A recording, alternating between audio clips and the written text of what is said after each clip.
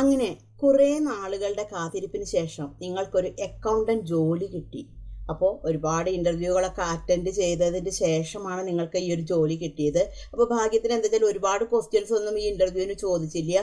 പിന്നെ കുറച്ച് കെയർ ഓഫും അങ്ങനെയൊക്കെ ആയിട്ട് നിങ്ങൾ ആ ഒരു ജോലിയിൽ കയറി. പക്ഷെ പിന്നീടാണ് അവിടെ നിന്ന് അങ്ങോട്ടുള്ള ടെൻഷൻ. കാരണം അവിടെ ഒരുപാട് റിപ്പോർട്ടുകൾ നിങ്ങൾക്ക് എടുക്കേണ്ടതായിട്ടുണ്ട്, അക്കൗണ്ടിങ് റിപ്പോർട്ടുകൾ എടുക്കേണ്ടതായിട്ടുണ്ട്. നിങ്ങളുടെ ബിസിനസ്സിനെ റിലേറ്റ് ചെയ്തിട്ടുള്ള ഒരുപാട് കാര്യങ്ങൾ നിങ്ങൾക്ക് അറിയേണ്ടതായിട്ടുണ്ട്.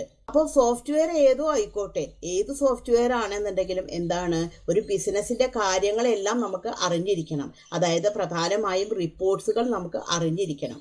ഇത് അറിഞ്ഞിട്ടില്ല എന്നുണ്ടെങ്കിൽ എന്താണ്, നമുക്ക് പ്രോപ്പറായിട്ട് നമ്മൾക്ക് ഒരു ജോലി ചെയ്യാൻ വേണ്ടിയിട്ടാണെന്നുണ്ടെങ്കിൽ പറ്റില്ല. നിങ്ങളതിന് റെഡിയാണോ?